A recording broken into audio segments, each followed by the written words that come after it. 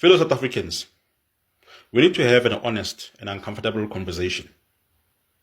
Because what is happening in our townships right now may feel like a solution to many frustrated people. But in reality, we are slowly damaging our own economy, our own future, and even the country's position throughout the African continent. Yes, unemployment is real. Poverty is real. Crime is out of control. Illegal immigration is a serious issue that the government must deal with properly and lawfully. But listen very carefully. Destroying foreign-owned shops, threatening workers, attacking street vendors, and chasing African foreigners out of communities is not fixing the country. That's not fixing the country. But then it is weakening the country. Many people don't realize this. The township economy survives because money exchanges hands. Money circulates between different people. That Somali shop owner buys stock from South African wholesalers.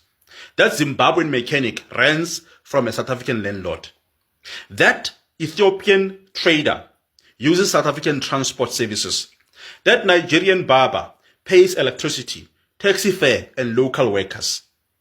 Now, when violence starts, obviously we have seen shops close, businesses flee, stock disappears, prices rise, landlords loses income, local workers loses jobs, customers suffer. Even those hustlers, in the auction, they suffer because they stock from these shops. And then what happens? The same poor South African community becomes poorer and poorer.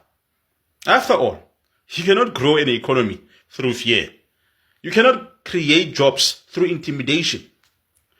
You cannot build a nation through hatred. But let us even go deeper.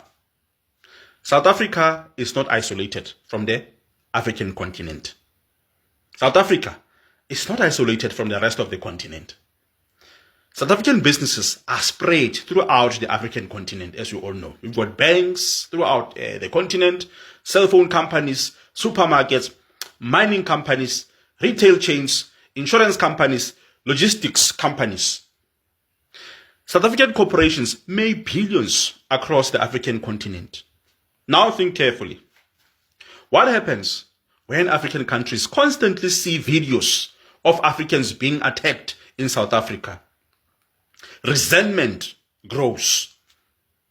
African continent governments will begin losing trust in South Africa if they haven't lost it. Tourists will avoid South Africa. Trade relations will weaken. Business partnerships will become politically sensitive. Some African consumers may even begin boycotting South African companies if they haven't started already.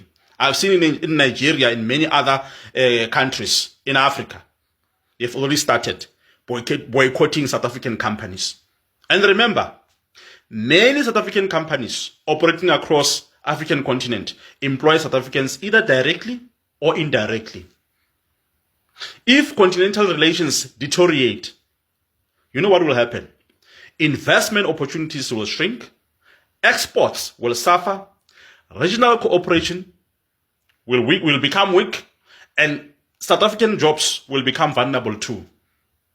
Africa is becoming increasingly interconnected economically through continental trade agreements and regional markets. South Africa should be leading the African continent economically. I mean, honestly, we should be leading the rest of the continent economically speaking.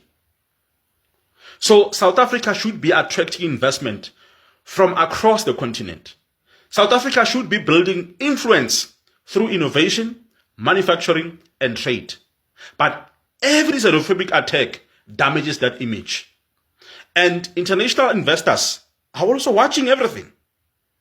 When investors see burning shops, mobs demanding papers, intimidation, and instability, you know what they think? You know what they think?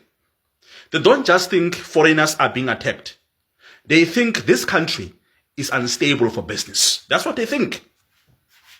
They think South Africa is unstable for investment and for business. And when investors pull away, factories will not be built. Businesses will stop expanding. Jobs will disappear. The economy slows even further. Then frustration will grow again, over and over again. And then the cycle repeats itself.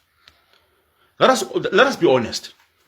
Many South Africans are angry for real reasons. People feel abandoned by the government. People feel excluded from economic opportunities. Communities are struggling with crime, unemployment, and collapsing services. Border control failures have created frustration. These concerns are real. But the real enemies destroying the country are corruption, state capture, poor leadership, collapsing municipalities, weak education systems, criminal syndicates, economic inequalities, and youth unemployment. The poor foreigner in a township did not create a collapse. The poor foreigner did not steal billions through corruption. The poor foreigner did not destroy municipalities. The poor foreigner did not collapse state-owned enterprises. We fought apartheid because we believed in dignity, humanity, and justice. Now imagine becoming a society where ordinary civilians stop people in the street demanding identity documents like vigilantes. That is not nation building. That is social decay. This does not mean borders should be open. I don't mean that. Every sovereign country has the right to secure its borders, deport undocumented immigrants lawfully, fight crime, and prioritize citizens in economic policy.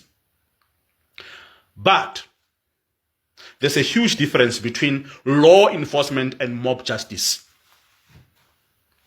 A functional country uses police, uses home affairs, the courts, intelligence agencies, and lawful immigration systems, not mobs, not fear, not violence, not vigilantism. Because once mob justice becomes normal, eventually nobody is safe. Even South Africans will be affected by mob justice. Even now, South Africans are affected by mob justice. Today it is foreigners. Tomorrow it becomes tribes, as we have seen. Then political opponents. Then ordinary South Africans themselves. History has shown this many times, even now. As a country, we don't need civil conflict. We need rebuilding. We need stronger borders. We need economic growth. We need factories. We need entrepreneurship. We need education. We need investment. We need skills development and honest leadership, not hatred. Because in the end, a poor South African mother and a poor, foreign mother are both trying to survive in a broken economy. If we destroy our township economy, damage continental trade relations, and isolate ourselves from the rest of Africa through violence and hatred, everybody loses. South Africans, we must wake up before anger destroys the very country we are trying to save.